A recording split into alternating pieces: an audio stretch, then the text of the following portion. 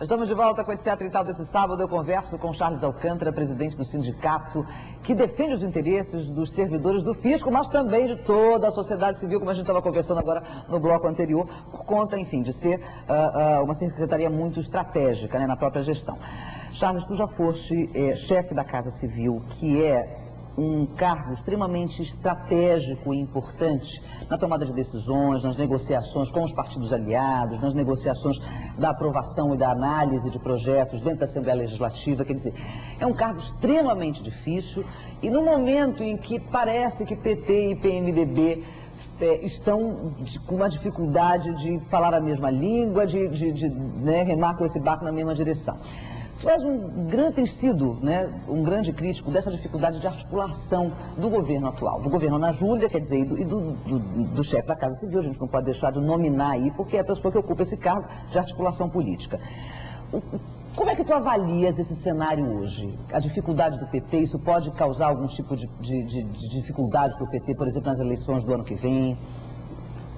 Úrsula, eu acho que as dificuldades já existem, são presentes, né? O governo está numa situação política difícil, caminhando para o isolamento, sem tomar uma medida urgente, tá? De recomposição da sua base, de sustentação. Na Assembleia Legislativa? Na Assembleia, inclusive, principalmente é uma casa política importante. A Assembleia Legislativa pode sim, no momento de conturbação política, né, de confusão política, de divisão, pode causar, como tem causado, quando quer, aquela base de parlamentares, que tem voto popular, queiramos ou não, gostemos ou não, concordemos ou não, tem voto popular, certo? Então o governo ou toma uma atitude, faz uma inflexão nessa sua relação com a base, ou de fato pode entrar num processo irreversível, né, em que não seja mais possível, não haja mais tempo político para se recuperar. Eu acho que há capacidades, há inteligência suficiente, há experiência no governo, no PT, para que, de fato, haja uma saída, uma solução para esse impasse. Agora, Charles, esse papel do articulador político é um papel muito difícil. É quase tão ruim quanto no verdugo, eu acho, porque no momento em que a sociedade começa a avaliar mais de perto a maneira como o jogo político se estabelece, ela começa a não gostar, ela começa a compreender que os movimentos das peças do xadrez são movimentos que resultam muitas vezes, não sempre, mas muitas vezes, num mau serviço prestado à população, em maus gestores, em indicações políticas desastradas, em feudos políticos dentro de secretarias importantíssimas, estratégicas, em pessoas que não têm uma carreira, não têm uma história de uma qualificação técnica, porque vem um apadrinhado, tio, primo, sobrinho, e vira aquele balaio de gato, que a gente já viu isso tantas vezes. Não é uma prática apenas petista, mas é também, mas uma prática política histórica do momento da aliança. Desde que saímos do governo militar, que na verdade tivemos um espaço democrático para a construção das alianças, você troca, né? Não, faz o seguinte, me dá teu voto, me dá teu apoio e a gente distribui, porque tu vai ficar com tal ministério, vai ficar com tal secretaria. Isso pode dar certo ou pode dar errado. Esse jogo político também é muito complicado, a população, tu não sentes isso, que a população está percebendo que isso muitas vezes deriva em coisas muito ruins, né? Em uma articulação política ou em uma gestão muito ruim. É verdade, concordo com você. Agora, isso também é fruto de um amadurecimento da própria sociedade. Nós, da classe política, os gestores, os agentes políticos, temos uma responsabilidade muito grande para construir políticas, programas que ajudem a emancipar o povo, né? O povo pensar por si próprio, tomar as suas decisões e cobrar dos políticos e dos governantes. Para que o povo não seja vítima, por exemplo, de maus políticos que têm aquele seu curral eleitoral, distribuir a cesta básica, é isso que você está falando? A solução, Úrsula, é de baixo para cima, não há outro caminho, é de baixo para cima. É a organização do próprio povo, da própria sociedade, que passa a exigir um novo padrão, né, do fazer política no país, no Estado. Então isso é uma responsabilidade de todos. O governo tem um programa extraordinário, que lamentavelmente está passando por dificuldades, que é o Planejamento Territorial Participativo. Já ia falar. O que é o PTT? A concepção do PTT é você empoderar a sociedade, você trazer a população, o cidadão comum, né, para junto com o governo tomar decisões, fiscalizar as obras.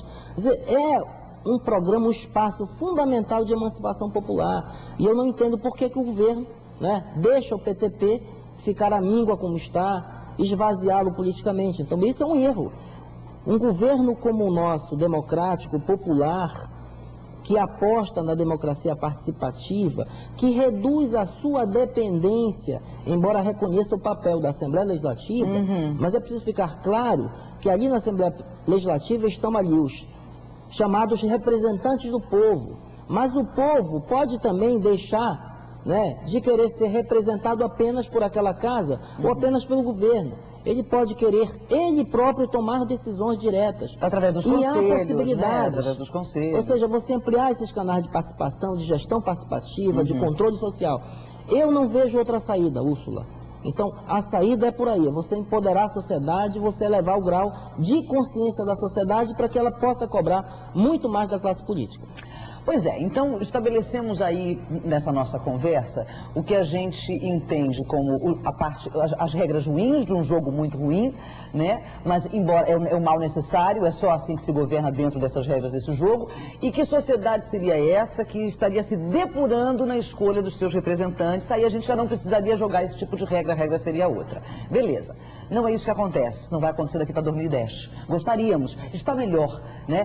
Percebo, imagino, inclusive, que hoje o diálogo político está mais aberto, a sociedade está mais participativa, está cobrando melhor, está muito melhor organizada, inclusive. Mas isso não acontece daqui para o ano que vem, né, Charles? E nós ainda temos uma política baseada na desunião. Eu já conversei com empresários, representantes de entidades de classe, presidentes de associações e federações, e todos são unânimes em dizer, é impressionante, a bancada se mata na Bahia. As bancadas de oposição se matam na Bahia, se matam no Rio Grande do Norte, se matam... Mas chega na hora de defender os interesses do Estado, todo mundo se une de uma forma impressionante num discurso em uníssono. E por que isso não acontece com os parlamentares paraenses?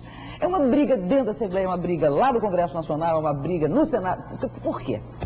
Ah, Úrsula, é difícil de responder essa pergunta. Mas é boa, a pergunta difícil é melhor. Você teria que perguntar, mas é a tua análise, cada um deles. Eu acho que há na classe política do Pará um rebaixamento do horizonte político.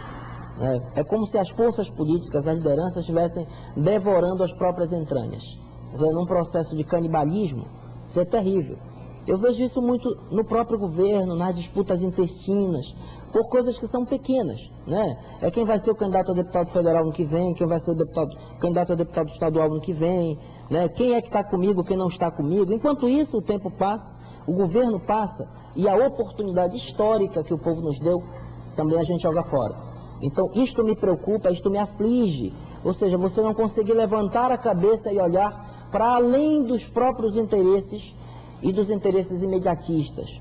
Nós só vamos conseguir sair dessa situação, Úrsula, quando nós conseguirmos levantar a cabeça, né, olhar para o horizonte, para a frente e caminhar com objetivos, objetivo de mudar, de transformar, né? Mas eu acho que enquanto a gente ficar com a cabeça abaixada em torno de si próprio, do próprio umbigo, devorando as suas vísceras, brigando com o companheiro que sempre esteve ao seu lado, né, descartando velhos aliados, companheiros de jornadas antigas. Então eu acho que essa coisa não acaba bem. Isso acontece, infelizmente, hoje no governo, acontece nos outros partidos. Você vê aí o PSDB, né? Também as voltas com essa dificuldade interna Isso eu acho que isso tudo ajuda também a explicar por que o Pará ficou fora da Copa, né? Porque Belém ficou fora da Copa. Porque eu acho que a gente não conseguiu... Interna, sem dúvida alguma. Uma responsabilidade de toda a classe, não é só do governo, não. É de toda a classe política do Estado. E às vezes é preciso a gente dar um passo para o lado para poder dar dois para frente. Obrigado pela tua presença aqui. Obrigado. Vamos falar de saúde?